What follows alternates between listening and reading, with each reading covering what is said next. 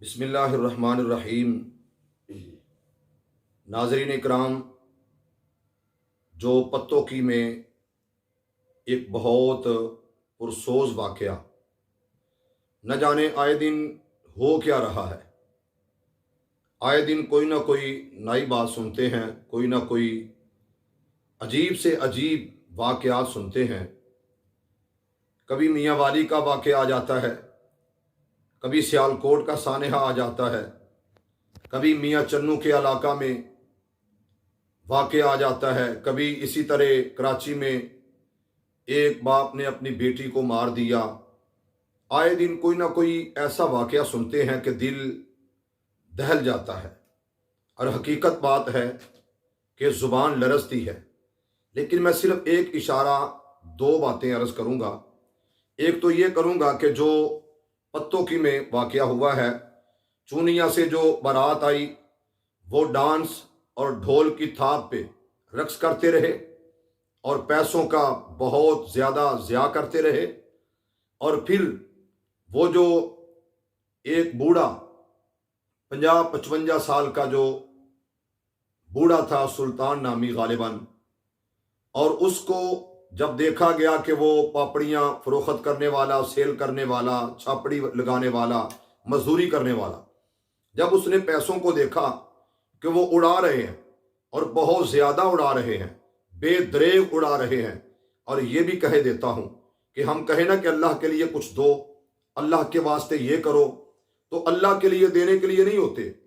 جب شادی کا موقع ہوتا ہے تو بے غیرتی کے لیے بہت زیادہ پیسہ صرف کرتے ہیں، اڑاتے ہیں، اور میں سمجھتا ہوں کہ یہ پیسہ اللہ کو پسند نہیں، اس لیے یہ ضیاع جاتا ہے۔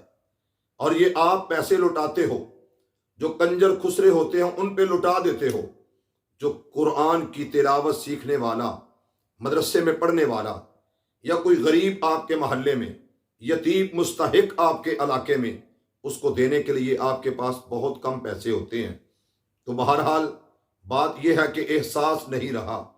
وہ جو بوڑھا، جب اس نے دیکھا کہ پیسے اڑائے جا رہے ہیں، وہ بھاگا، اپنی اس نے چھاپڑی کو ادھر ہی رکھا، اپنے کاروبار کو جو وہ کر رہا تھا، پاپڑی وغیرہ سیل کر رہا تھا، فروخت کر رہا تھا، ادھر ہی چھوڑ دیا، اور وہ بھاگا۔ جب پیسوں کی طرف لپکا، عمر کا تقاضا تھا کہ وہ زمین پہ گرا، اس کو سنبھلا نہ گیا، اپنے آپ کو سنبھال نہ سکا۔ جب وہ زمین پر گرا، ایک اس پہ گرا، دوسرا گرا، کسی نے ٹانگ ماری، کسی نے کچھ کیا، کسی نے کچھ کیا۔ جو اس کے لواحقین ہیں وہ کہتے ہیں کہ انہوں نے تشدد کر کے ہمارے بھائی کو مارا ہے۔ تو میرے بھائیوں، جب وہ دیکھا زمین پر تڑپ رہا ہے، اس کی جان نکل گئی ہے۔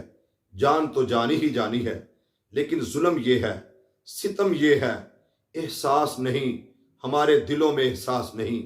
جب وہ زمین پہ تڑپ رہا تھا، اس نے جان دے دی، کسی نے اس کے منہ میں پانی تک نہیں ڈالا۔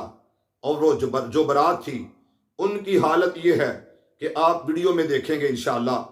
میرے بھائی، آپ تک یہ پیغام میرا پورے کا پورا پہنچائیں گے انشاءاللہ۔ وہ لاش زمین پہ پڑی ہے اور لوگ کھانا تناول کر رہے ہیں، وہ گوشت اڑا رہے ہیں، وہ جناب اپنی جگہ پہ اپنی مستی میں لگے ہوئے ہیں۔ کسی نے اس لاش کو الگ تک نہیں کیا، اس لاش کی بے حرمتی کرتے رہے، اس کے اوپر سے پھلانگ کر گزرتے رہے۔ اور بعض دوستوں نے اس کو جب دیکھا تو اس کے اوپر سے پھلانگنے کے بعد کوئی احساس نہیں ہوا کہ ہم اس میت کو اٹھا کے کسی کمرے میں رکھ دیں، یا 1122 کو اطلاع دے دیں، یا پولیس کو اطلاع دے دیں۔ اس کے ساتھ کوئی احساس والا معاملہ نہیں کیا گیا۔ کبھی یہ وقت ہوتا تھا کہ ایک گاؤں میں فوتگی ہوتی تو پورے کا پورا گاؤں سوگ میں پڑ جاتا۔ کبھی کوئی مرتا، لوگ ایک ایک ماہ، 2 مہینے اس کے تذکرے کرتے رہے۔ سوگ مرا کسی کا ہوتا، پریشانی کسی اور کو ہوتی۔ کیوں احساس نہیں رہا کہ وہ میت تو تھی، ہم مسلمان تھے، جو ادھر گئے تھے وہ ایمان اسلام اور اسلام کا دعویٰ کرنے والے تھے۔ میں سمجھتا ہوں اس بات کو کہ جب دعوے کی باری آتی ہے تو دعوے بہت بڑے بڑے ہوتے ہیں، اور اسی طرح کے جس طرح لوگوں نے آواز اٹھائی کہ یار اس کے ساتھ زیادتی ہوئی ہے، اس کی لاش کی بے حرمتی کی گئی ہے، توہین کی گئی ہے، تو لوگوں نے تبصرے شروع کر دیے کہ لو جی یہ جو ریکارڈنگ کروا رہے ہیں، جو پیغام دے رہے ہیں، جو سوشل میڈیا پہ آئے ہیں، یہ اپنے نمبر، اپنے آپ کی رینکنگ بڑھانے کے لیے آئے ہوئے ہیں۔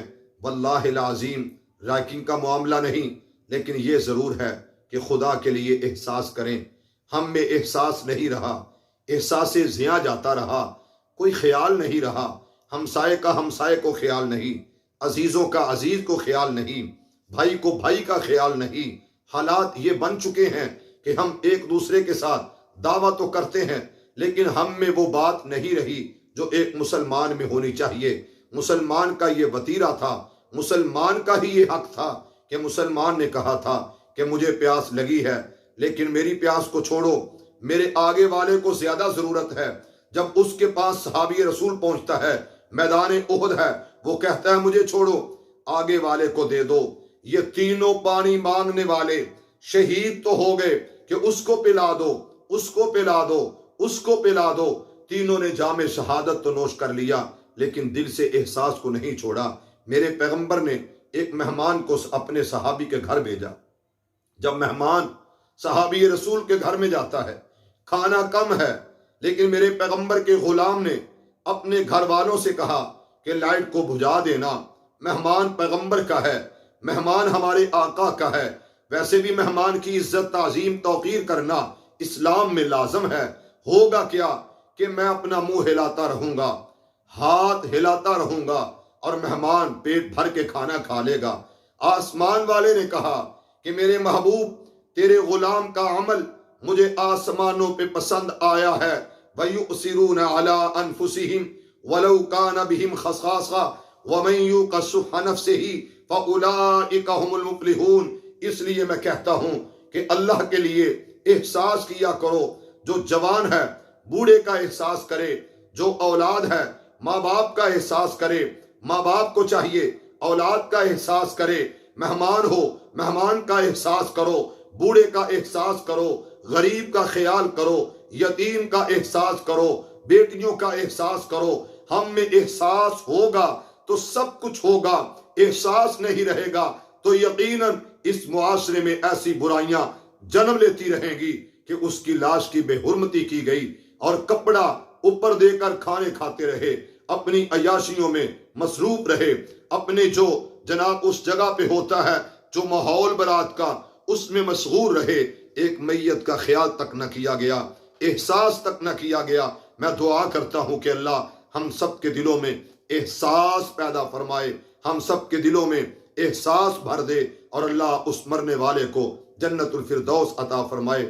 السلام علیکم ورحمۃ اللہ وبرکاتہ۔